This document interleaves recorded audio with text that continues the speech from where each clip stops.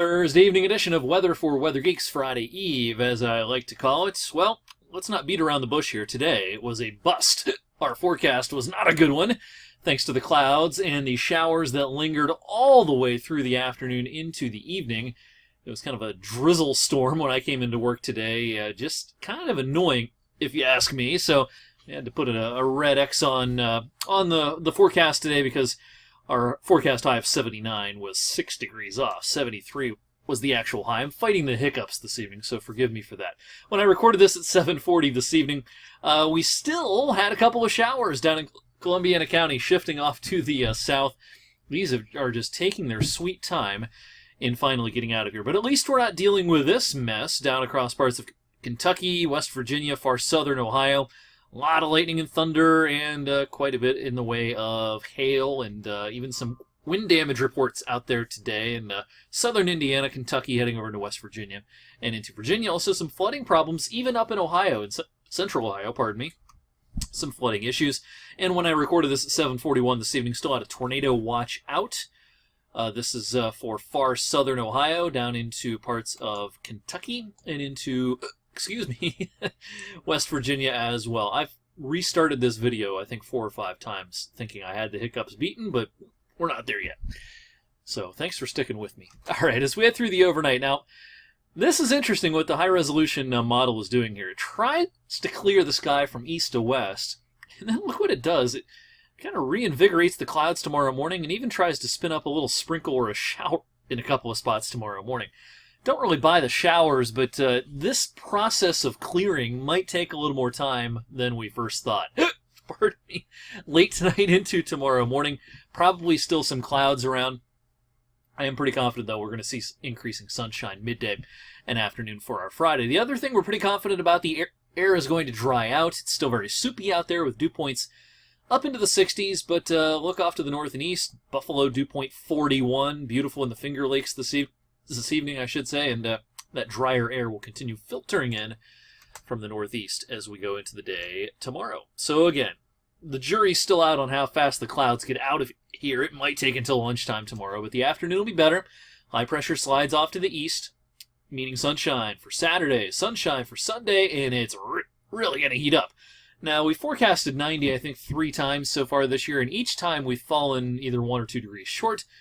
Pardon me, I think that we do have a legitimate shot at hitting 90 Sunday afternoon. I promise these aren't burps, these are hiccups. I just can't seem to shake them, and I got to record this video whether the hiccups are going to cooperate or not. All right, a little explainer graphic for you here. One of the things that helps the air to warm is when the air descends. It sinks. We call it compressional heating. Another word you can use is downsloping. If you lived in Philadelphia, Pennsylvania, or Harrisburg, Pennsylvania, or even New York City, a west wind is a warm wind for those places because the air descends off the higher terrain of central Pennsylvania.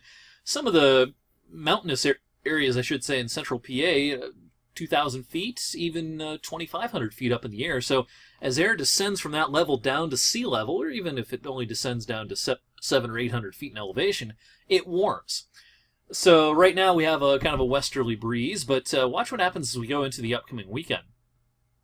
For us, sometimes an east wind results in pretty warm weather, and this is our flow here on Saturday. Here's the mountainous areas in central PA around Johnstown. The highest terrain just east of Johnstown gets up to 2,500, even 2,800 feet, and as the air descends off those hills and mountains and pushes into far western PA and eastern Ohio, it warms. And so an east wind and 87 degrees are forecast for Saturday. Southeast wind, that is. Still a warm wind direction for us. How long does the warm weather stick around? Well, I think we've got a good shot at 90 Sunday, perhaps even Monday. And then a big change for Tuesday and Wednesday. High temperatures back in the mid-70s at best, maybe even lower 70s.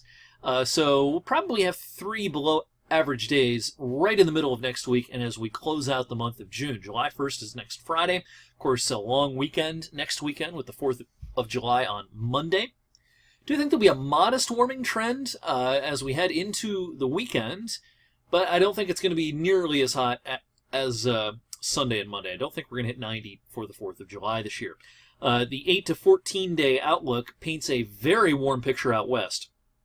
Cooler than average, kind of in the heartland and down into the mid-Atlantic region. I have us kind of in the average category here in the 8 to 14 day period. I think there'll be a couple of cooler than average days, a couple of warmer than average days, and kind of balances out to be a fairly typical first week of July. That said, there will be some variations. And here's a look at the European model. We're looking at the upper levels here for the 4th of July, next Monday, showing a big ridge out west, hot weather out here. Notice the trough here in the east, the dip in the jet stream. This is not a chilly pattern. It's not super cold looking, but it will be a pattern that prevents the high heat from moving from out here into the eastern U.S. So at this point, at this stage in the game, not expecting a real hot 4th of July. Here's a look at the temperature anomalies for the 4th.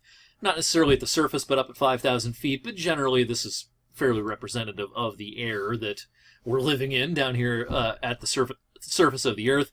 Notice the just blazing heat out west. And a lot of, I think, pretty average weather in the eastern U.S. around the 4th of July. And average highs are around 81 degrees on the 4th. So it could still be 79 in a nice day and still be technically below average. But I think the odds are favoring for the 4th this year it to be around average, give or take a couple of degrees, but probably not a big difference from average. Rain, too early to make that call.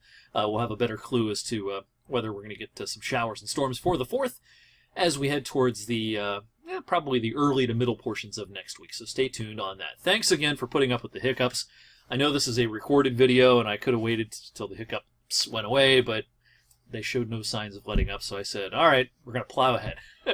I'll see you tomorrow night for more weather for Weather Geeks. Check out my forecast tonight when hopefully the hiccups are gone on 21 News at 11.